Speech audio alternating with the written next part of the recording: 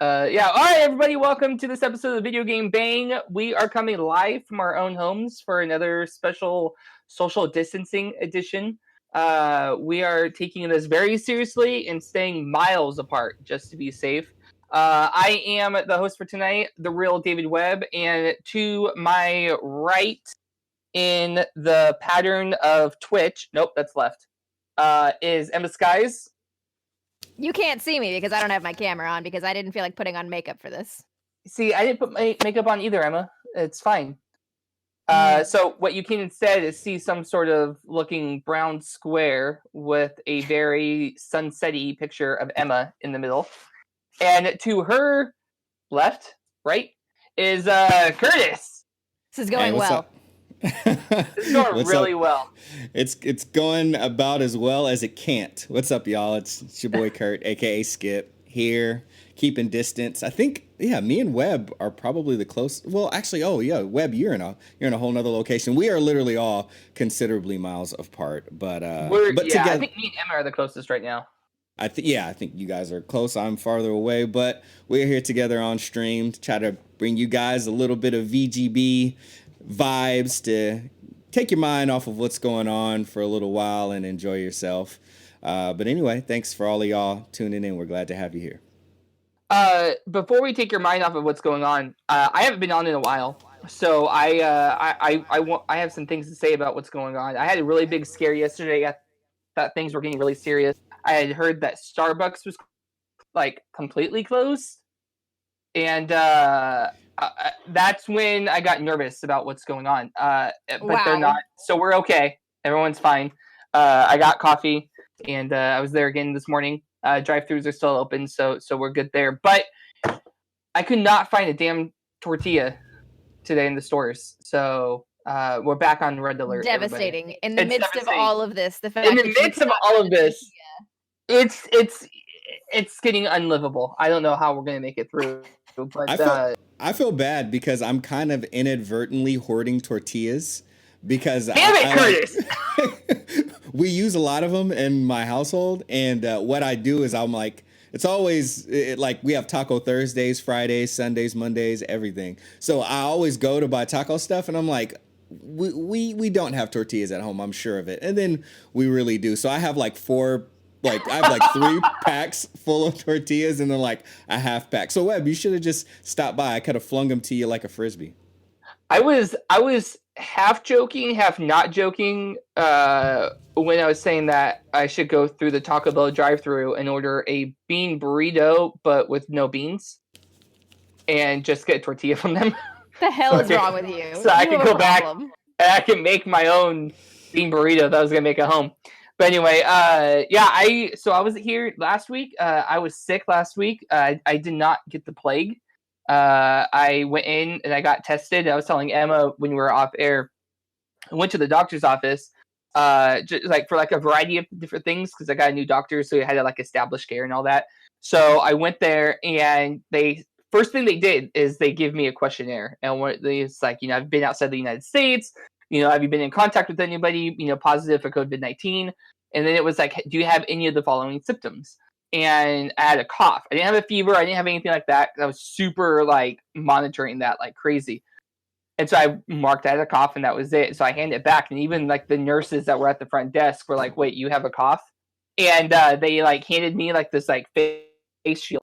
Anyway, I do my appointment, and I'm getting ready to leave, and it's within the doctor's office is within like a larger building, so they have other things in there. So I was walking out of the office area towards the main lobby, and some other lady was coming in, and she just sees somebody walk out of the doctor with a face mask on, and she like not so subtly but kind of subtly tried to climb through the wall to like get away from me, to like walk past me. And I was like, it's okay, it's just cold. It's okay, I don't have the plague, we're gonna be all right. But it's been entertaining. But what have you guys been doing to kind of make it through like this whole? Because now we're like officially a week in, almost 2 weeks into this whole like stay-at-home quarantine thing. I'm like 2+ weeks into not leaving my house. Well, Emma, how different is that from your normal day-to-day? That's what I thought. When all this started, I was like, this is gonna be fine because like I don't leave my house anyway. Like, I've been training for this. The problem is, as I found over the last 2 weeks, there is an entire world of difference between choosing not to leave my house and not being able to leave my house. And it's like, it's honestly getting to me. And it's the stuff like, I can't just go out and run errands. I can't go out to the post office. I can't go out and like go get food. I can't go out and go get lunch. Like I am literally stuck in my house and it sucks. So like I walk my dog for like 15 minutes a day every once in a while. And that's about the only time I get to go outside now. And it is messing with me. This sucks. I think for you, you're like a kid that's been told like, no, you can't do something. It's not something that you would do normally, but now you're being told, no, you can't do it. And now you're like, well, I want to. Part of it is that, but part of it is also just like, I took for granted all this stuff before. Cause like, it sounds great. You're like, oh, I can't leave my house. It sounds great. But like not being able to run errands sucks. Not being able to I haven't gotten in my car in like over a week. Like this sucks. How come you haven't gotten in your car? Yeah. Because there's nowhere for me to drive. Like there's nowhere for me to go. Like I can't go anywhere. I mean, I went to the store today. Like every morning, like I take a break and I drive to Starbucks and I go through the drive-through. Like you could still leave. Like you could still go do. I'm not trying to go to drive-throughs and have that kind of. I'm trying to lessen my exposure to other people and other people's exposure to me. Because I have a higher level of exposure, so I'm trying to minimize that for everybody, and it just sucks. I mean, truthfully, having asthma, like I should probably be doing more like what you're doing, but I don't know. I like living life on the edge, so. Okay, Evangeline Lilly. I don't understand that reference. Kurt. So, wait. Are we going to talk about the fact that she is getting demoted? Kurt knows what I'm talking about. Absolutely. Yeah, but Emma, fill us in because, she had made some comments very publicly. And she's catching the fire for it as Evangeline Lilly of Ant-Man and the Wasp fame, the Wasp as we all know her, for some fucking reason decided to tell the world that like she wasn't worried about quarantining and like she was still taking her kids to gymnastics camp and they weren't doing the social isolating thing. And people asked her why. They're like, you should be staying home, you should be doing this, you should be doing that. And she said, some people value their lives over their freedom and some people value their freedom over their lives. And like, I'm just going to keep living and it's going to be fine. And she made sure to tell everybody that she herself is immunocompromised and her father, who she lives with, has leukemia and she has 2 small children. And she's still like, we're just, we value our lives over our freedom over our lives. And it did not go well. And as of today, she's apparently been demoted in the next Ant-Man and the Wasp movie. She is no longer like a leading role in that movie.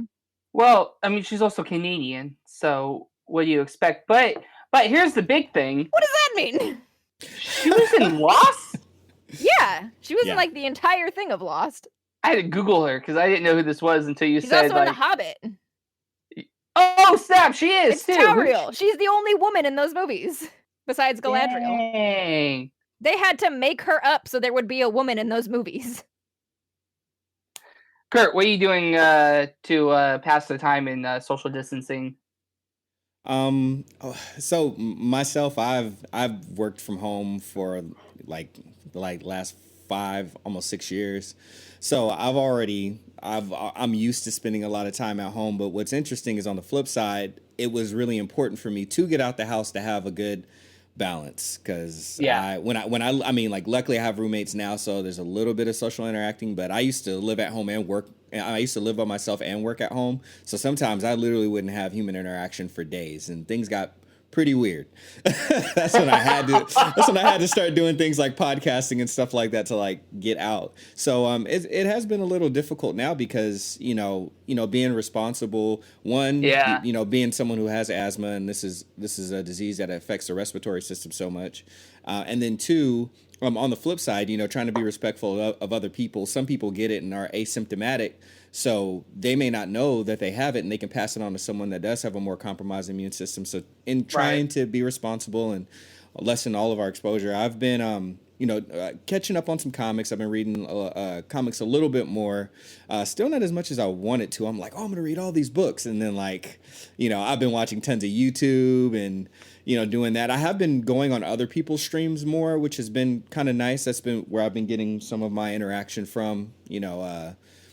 So doing things like that. The my Kingsguard, NBA 2K, since the NBA season is suspended and the NBA 2K season got postponed, the Kingsguard gaming, Warriors gaming, the Gingy Tigers, which is one of the new expansion teams, is the first. That sounds fake. You just say Gingy Tigers?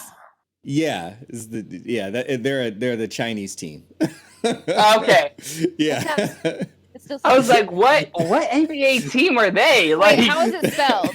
It's they spell it GEN and then just a G and then Tigers. That's the league spelling for it anyway. Okay, like Tigers spell regularly. So but and they right, yeah. So they're gaming team, and they have the first NBA 2K league a Chinese player on the team, but it's expansion. So they did an expansion draft where players were eligible for other teams as well to get drafted onto their team. So they got quite a few American players, and then they got the best player that showed out and was incredible when they did the Chinese leg of the tournament. So it was really Asia. It wasn't just China, but the NBA has a strong presence in China, so obviously they really focused on that.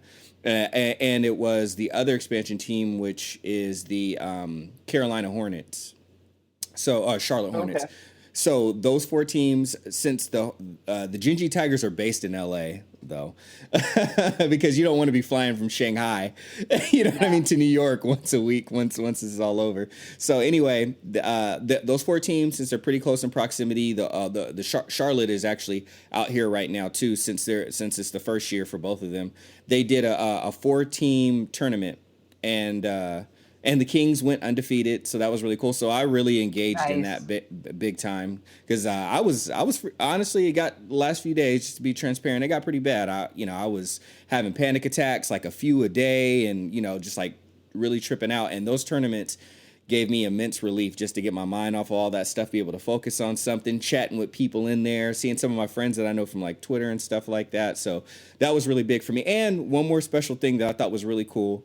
Our point guard, who we drafted this year, who's from the Bay Area, he went back and watched the games and saw how active I was in chat. And when I was at the pharmacy right before we started the stream, he hit me up on Twitter and was just like, "Hey, I just noticed you were like really active in chat and really supportive, and I just wanted to tell you thanks." So he DM'd me, and I thought that was really cool. Awesome. That was nice. Yeah, he's one of the people I know players on the team, but he's one of the ones I don't know because he just got drafted. And I would have already actually been with the players and went and hooked up with them, but in being responsible, I haven't had the time. So I thought that was really cool, and that kind of has made things a little sweeter in this time. So that's kind of how I've been spending my quarantine time so far. Yeah, we joke about it, but there is that side of it that a lot of people. I saw on the news a lot of people were talking about how this is affecting their anxiety, and a lot of people are kind of stressing out because it is stressful, and like I make light of it because that's kind of how I deal with stressful things, is I joke and stuff like that. But yeah, it is kind of a scary thing to think about, like all these different like ways of life that we take for granted. Like Emma was saying, like you take for granted being able to like walk out of the house and go do stuff, and you can't do that right now. And it's just weird. It's a weird sense. Like, I don't know.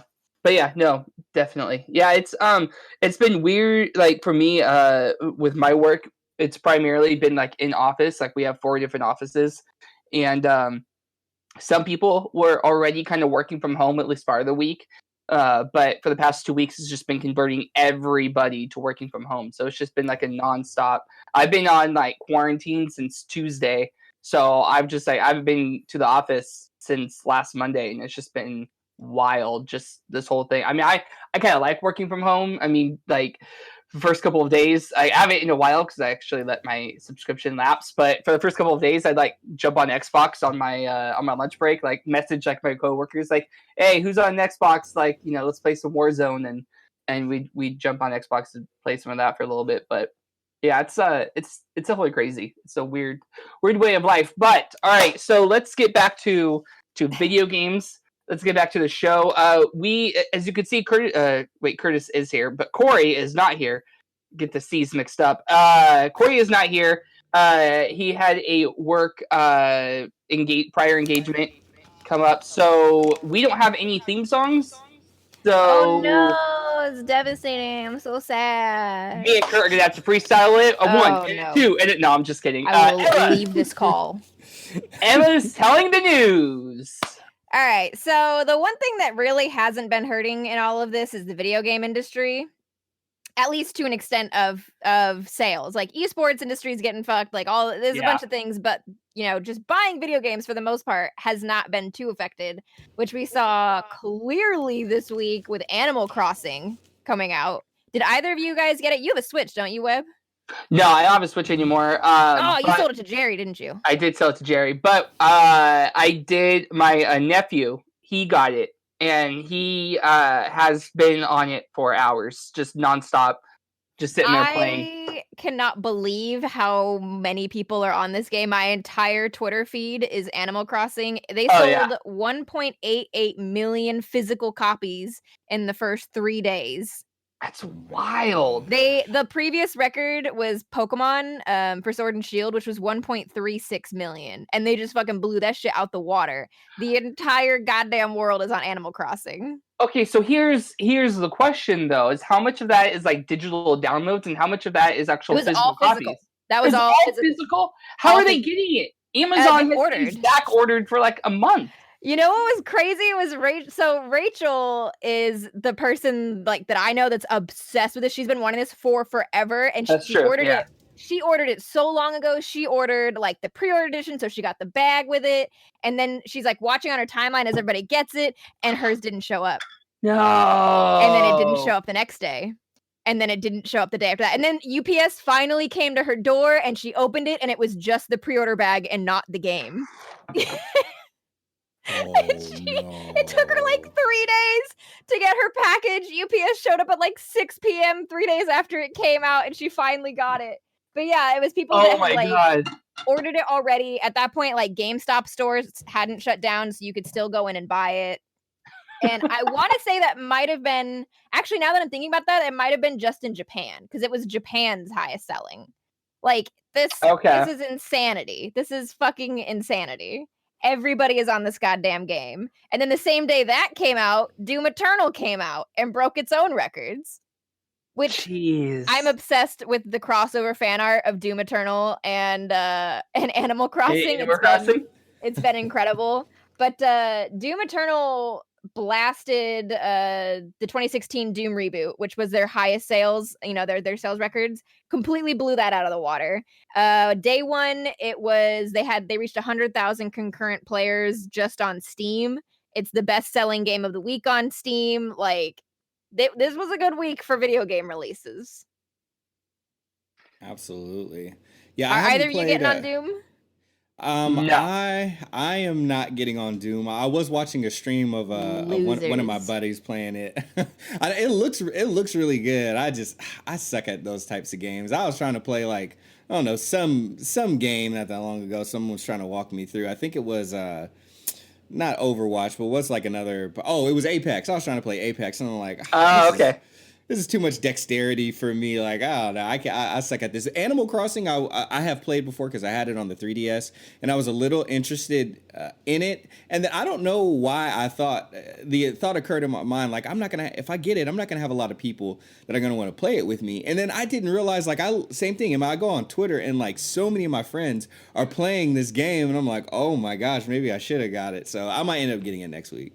Animal Crossing is so far the only game that's come out that made me actually like, oh, I kind of wish I had a Switch. This would be nice if I could play this game. Like, it actually looks like I would have fun with it, but I'm not spending, $300 on a Switch to do it. But it's given, like, even in all this time, there's still an amount of FOMO to be had, which is stupid. And speaking of stupid, there's another video game release that I'm annoyed about, but whatever. Half-Life Alyx came out this week. Oh, what? That's gotta be the next Half-Life game, Half-Life 3, right? Webb is trying to act like we didn't talk about this already.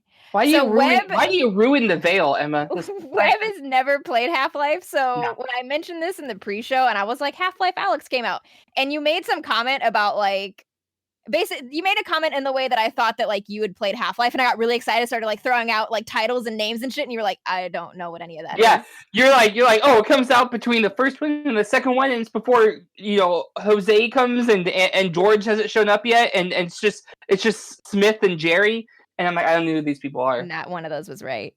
Her name is in the title. Her name is Alyx. So Half-Life Alyx. For those of you, everybody in the gaming community knows about Half-Life because it's a meme at this point. Half-Life 3 or Half-Life 2 Episode 3 is at this point a meme. Half-Life 2 Episode 2 came out 13 years ago, and it ends on a cliffhanger. Like, it ends on a giant fucking cliffhanger, and then they just never did anything with it. Ever. 13 years.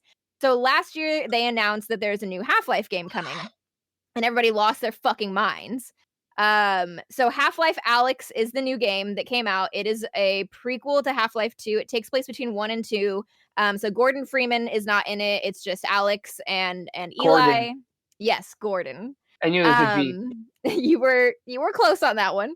But the obnoxious thing about this game is that it's PC VR only. It is a VR exclusive title. So Valve really came out here and was like, all right, 13 years later, we're finally giving you another one. And we're putting it on the most expensive possible platform with the absolute most technical know-how required. Go fuck yourselves. And I'm really upset about it. You know what, though? That's right on par with how Valve handles their stuff. I mean, that's how it was when there was all that controversy going on about certain games being on Steam, and they were just like, we don't care. And it's kind of, so they're just doing whatever they want, and then, audience be damned. Yeah, what kills me is like when they announced Half-Life Alyx and they announced that it was a VR only title, obviously that was everybody's first question. Why is this VR only? And so when you talk to the game designers and the publishers, they kind of hit you with that, this game can only exist in VR. This game, would not work if it weren't in VR. It requires a certain level of X, Y, and Z. And when we started making it, we started playing it, we realized VR was the only way to go. And that shit is just like, that I do believe that's true. I think the game they created is only workable in VR because they specifically designed it for VR. And I would have so much more respect for them if they just came out and said, yeah, we made this to sell our Valve Index, which is being released on this date. And in January, the Valve Index shot up in sales by over 100% because of this thing. And that thing is $1,000. What? Valve's VR Index is $1,000. And to be fair, you don't have to have the Valve Index to play Half-Life Alyx. The cheapest option, I believe, is the Oculus Quest. But they do say on their website that you have to tether it to your PC because that's the one that you can play VR without a computer. Like you can just play it with the headset and the base stations on its own. Like it's almost like its own VR console. But they do say on their website that you have to tether it to a PC. So you have to have a VR setup, and you have to have a PC high-powered enough to play it. And I'm like, way to make this completely inaccessible to the majority of the gaming world. And usually I'm not, like I talked about this on Twitter, like I'm not usually in the like, oh, this isn't available to me. Wah, everything sucks. Like I understand exclusivity in gaming, but like this is shitty. Okay, let's just hang on. Let's just back up for a second. Because it's not $1,000, it's $999. Let's not round up. I'm gonna and it includes Half-Life Alyx. Yes, so that'll save you $60. So there you go. What kills me? The controllers for the Valve Index are $280. Well, the controllers. How much are the controllers for like the Oculus? Not $280. I mean, VR is expensive across the board. Like that's just how it is. That's why this kind of sucks. There's really no cheap way to do VR. Because again, the cheapest way is the Quest, but you still have to have a PC to run it on for this particular game. I don't know. I'm very annoyed. If it had been anything else, if it was a new IP, if they hadn't done this with a game that they knew people were clamoring for over a decade, and like they finally deign to do something with the franchise, and then they just make it inaccessible to almost everybody. They even made sure in a lot of their interviews to talk about how they're not doing a non-VR version of this. This is not a timed exclusive. They're not doing a non-VR. B, it's a critical part of the franchise. So it's not like, oh, this is a side story, and if you don't have VR, that's okay because you don't really need it. But like, no, it's a critical part of the franchise. And they've even talked in interviews about how if you watch it on YouTube or on Twitch and you watch somebody else play it, you don't get the right experience. You have to do it yourself. I was like, you are really out here doing everything you possibly can to make people throw down hundreds and thousands of dollars. That's ridiculous. And just say it's a cash grab. And you said like just admit it. You said it came out 13 years ago, so in a sense, like some people have been waiting half of their lives. Literally half of my life. Yeah, half of your life. That's I'm so mad. What I'm kind of hoping from this is that I think it's been a good release for VR so far. They said it's already reached the concurrent players on par with Beat Saber, which is easily the biggest VR game out there. So that's a good sign. What I'm hoping is that if this game does well, they will put resources into finally giving us Half-Life 3. But at this point, I've completely given up on that game. Yeah. I don't think they will. I think that it's become such a cult like icon that they're just going to kind of let it rest where it is. Which is stupid. Could you imagine how much money they would make off of Half-Life 3? Do you think they're hurting for money though? Like, I mean, they might be, given that they're losing their exclusivity in their storefront. True, that's true. I think that's the only thing that I could see them pushing towards doing this is needing to make up that cash from that Epic is stealing. So that's my annoyance of the day. I'm bummed that I won't get to experience this game. And like it's coming out in a time where like I can't even go over to somebody's house and use their VR machine because we're all fucking stuck at home. I can't go anywhere. All right, I have a scenario for you that would make it even worse. No. They come out with Half-Life 3, but it's a mobile game. Oh my god. She left. Oh, look, that one was so bad. Emma left. Oh, that is too much. But for those of you in the podcast world not watching us on twitch.tv/video_bang, Emma just left the Discord call after that comment. I think she is back. Fuck you guys. Yep, can confirm she's back. Yeah. It'd be more accessible. It would be very accessible, They'd be like, you know what? We heard your complaints about accessibility. It is now a mobile game. Mobile! Boom, you're welcome. All right, what else we got? We've got more delays. We've got more and more delays. I know the one everybody is freaking out about right now, In the Heights. I'm devastated. We're all devastated. I'm gonna put that right up. I'm gonna put that right up there with my concern about Starbucks and tortillas. I hate all of you. In the Heights, for anybody that cares, is delayed indefinitely. They don't have a new release date. Wonder Woman 1984 has been delayed until August. We'll see if that holds because movies in August have already been being moved. And David Harbour, who plays Hopper on Stranger Things, said that Stranger Things 4 is likely going to be delayed as well. He said they were shooting. Yeah, he said they were shooting for an early 2021 release, but their production's been shut down, so it's probably getting moved. Devastating. And the Tonys are canceled. Well, postponed. But again, I don't think anybody here cares about that but me. In the Olympics were postponed. The 2020 Olympics are going to be in 2021. Yeah, the 2020 Olympics for the 4th time ever. And the other 3 times it was canceled or postponed was for a world war. It was World War I and World War II, and then World War II again. That's the only time it's ever been delayed. It was for a fucking world war. World War II. World War II, the sequel. World War II, 2, Electric Boogaloo. World War II, 2, War never changed. They yes, the Tokyo Olympics have been pushed back to 2021. Everything is getting. Oh, this is craziness.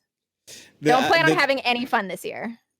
The biggest, yeah, pretty much, or at least not for another 6 to 8 weeks. The biggest one, obviously, that gets me is, well, two. I mean, obviously, I've been waiting for Wonder Woman 84 for so long, and bear in mind it had already gotten postponed because originally it was supposed to come out in, I think, November 2019. So it had already gotten pushed back, and we were like, okay, well, whatever time that they needed to do reshoots or whatever, the extra editing, whatever it was, okay, cool. Like they're just gonna make it even better than it was already gonna be, and that's fine because Wonder Woman has easily been my favorite movie out of all of the, whatever DC EU, whatever you want to call it, like bar none. Easily, I have it over Shazam. I easily have it over Batman versus Superman, Man of Steel. 100%. It's the best thing they put out.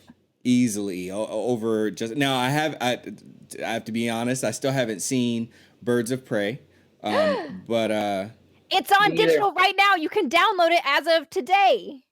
Oh, okay. Well, then I'm definitely gonna be watching that. It might be a double feature. I might be watching Bloodshot and that tonight. Hey. But so I've been waiting for that. So for that to be pushed back hurts big time. Like it's just making it even longer. Okay, whatever. But and I know Emma, this is the one that really gets to Emma's heart. Black Widow. I'm telling you, the coronavirus hates women. The coronavirus started Gamergate. The coronavirus started Comicsgate. It might have started all of the gates. It started all the gates.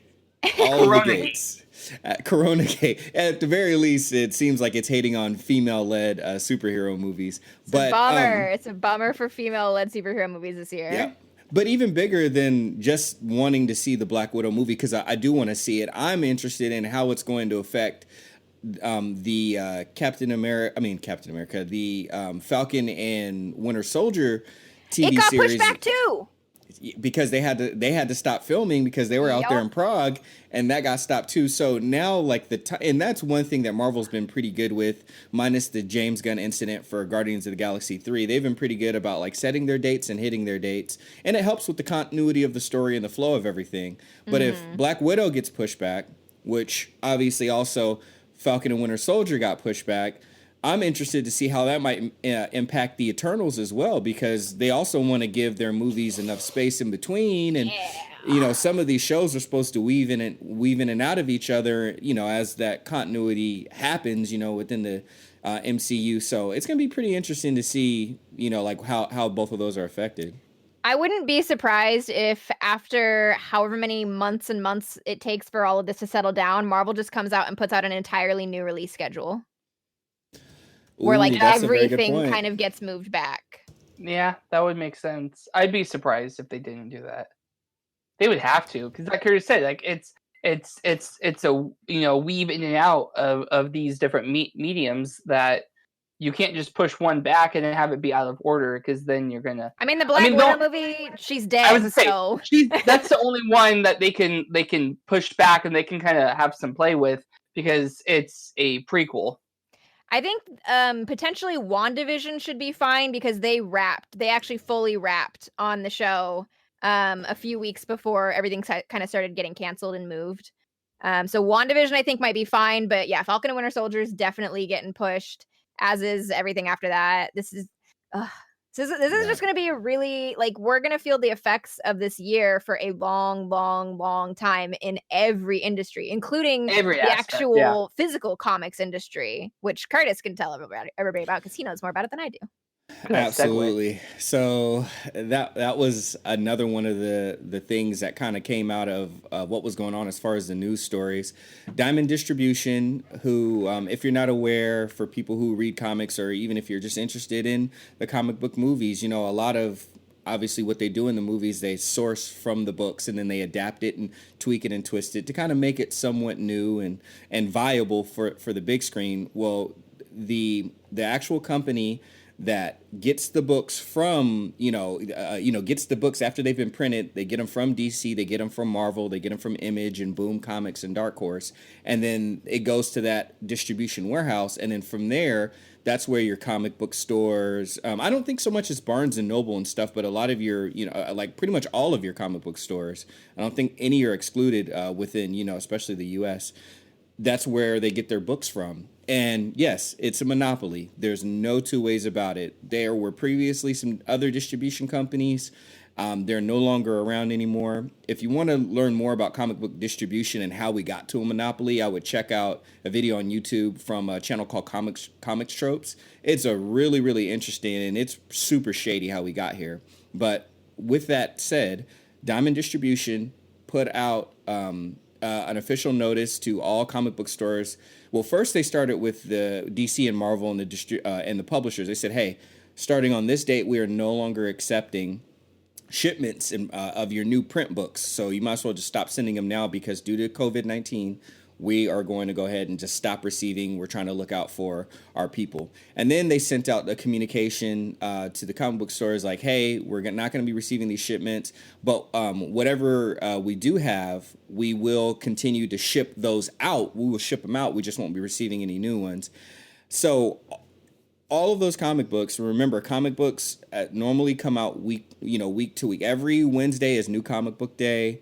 That's when you get your new comics, all those X-Men books that Corey and I have been talking about, and we've been talking about on this show as well. And comic book stores who are already, usually kind of teetering, because comics is a kind of a smaller and really intimate, industry. A lot of people know each other, and there's not a lot of shops, and already others were already closing down a lot. So with not being able to get the new hot books anymore, it's really putting comic book shops in a tight spot. I've already seen some comic book stores out in the Bay Area, and even just a few around here in Sacramento, where we're based, already letting people know like, hey, we are already out the game. We're going week to week. Whatever books that you had on your pull list, hit us up. We don't mind mailing them to you or shipping them to you.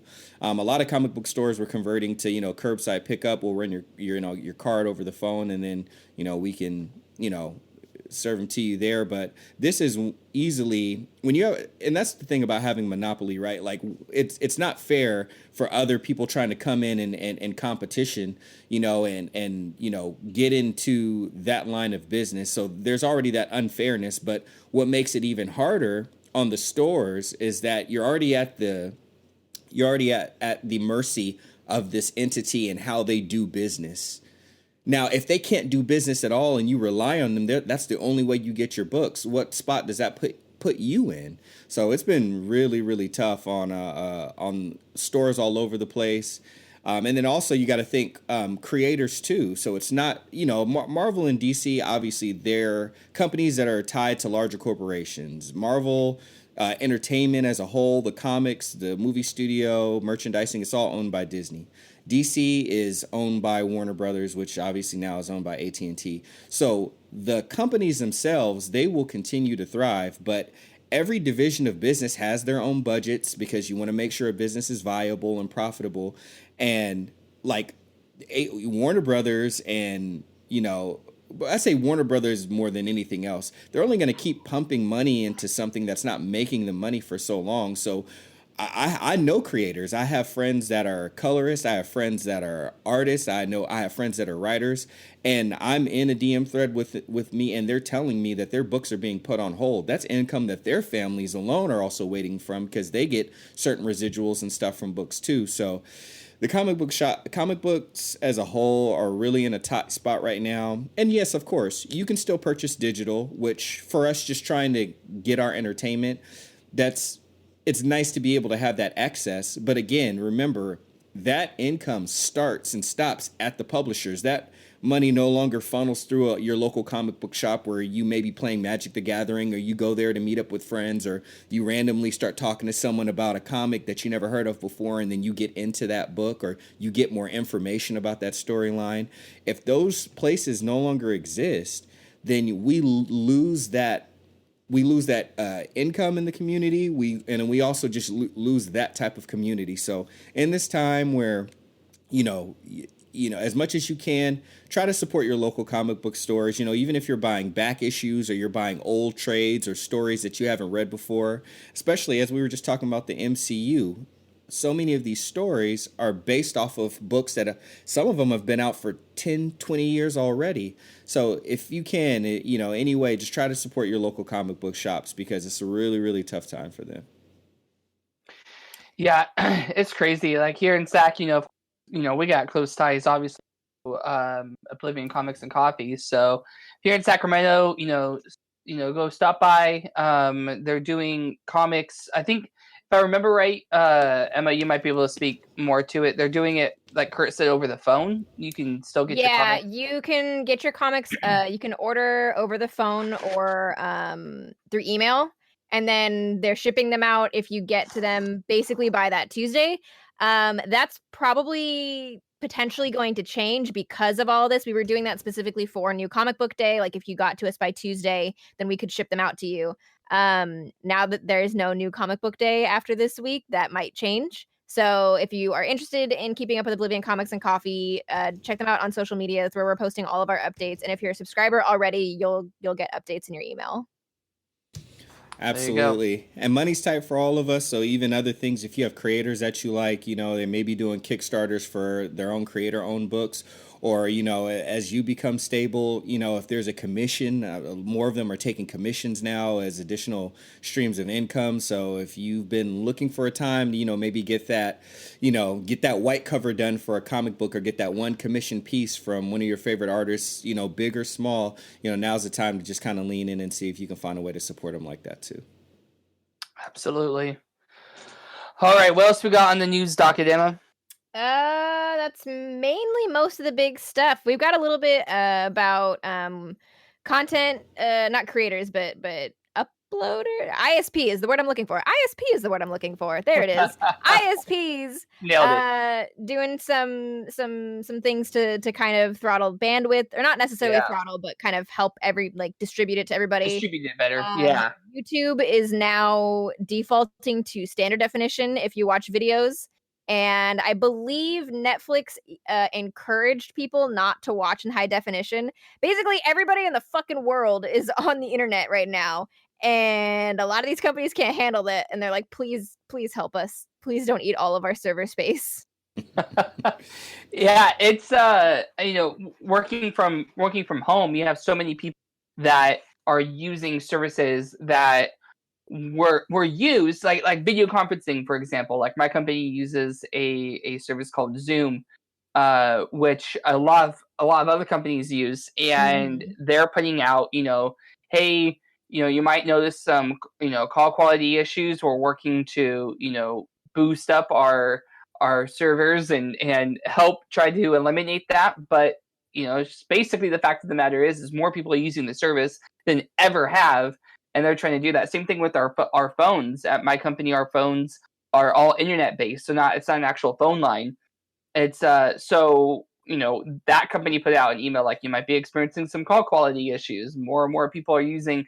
So it's just kind of crazy, like how something like this, like the ripple effects that we're seeing in all these different areas, including like ISPs, like they're having to, I'm sure it's been a record-breaking usage for different, all these online services. Absolutely. I mean, even back to what I was talking about earlier, when I was watching the Kingsguard Gaming tournament and I was tuning in, I know for our team, they are in like really nice apartment homes where they have very high, internet service providing performance, high upload speeds and download speeds. But even they were being impacted with it. Like the stream, a few players got kicked out of like a few different games for some other games. And then one of the players from the other team, they completely dropped out of it and they had to restart the game in the stream. So it's really interesting. And it's funny from a technical standpoint, for people, just bear this in mind. Most of the time, if you're watching your content on a tablet or on a phone, yes, they may have high definition displays, but you don't notice the biggest quality difference between that. I remember when standard definition was truly, truly, truly potato quality. They have like all of those people that come up with compression algorithms and all this stuff.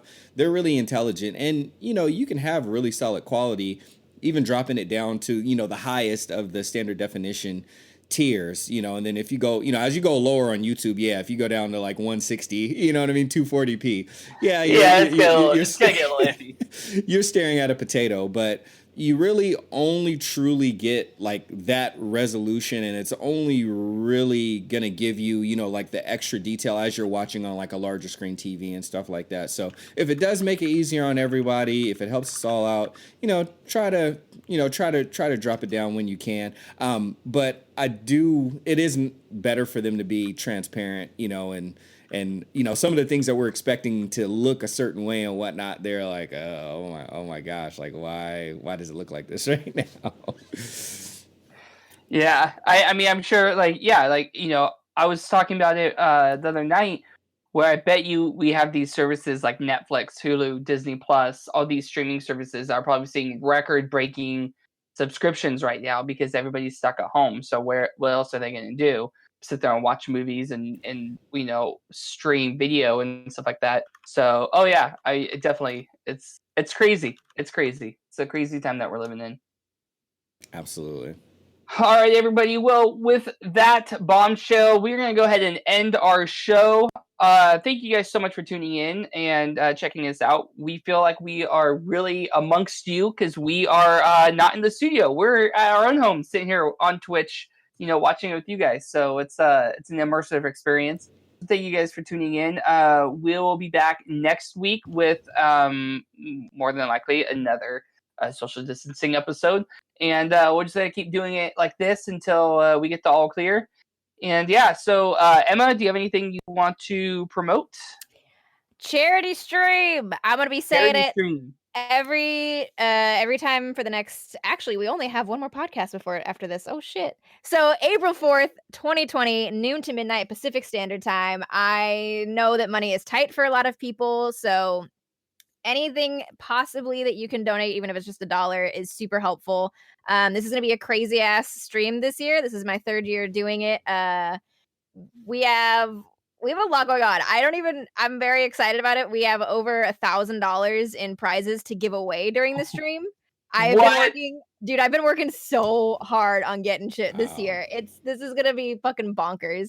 April 4th, noon to midnight, twitch.tv/emmaskies. We are raising money for the Sacramento SPCA, which is now more important than ever because they have had to shut down their shelter and cancel all of their fundraising events for the next however long, including their biggest fundraiser of the year. Man. So I was like, because I was thinking for a while, I was like, should I cancel this? Like, it's not a great time for a lot of people to be like donating money. And then they told me that they'd had to cancel all their fundraisers, and I was like, no, we're not going to do that. No, we're gonna roll with it. We're gonna roll with it. So even if you can't donate, please share the information. It's all over my Twitter, where you can find me at emmaskies. And April 4th 2020.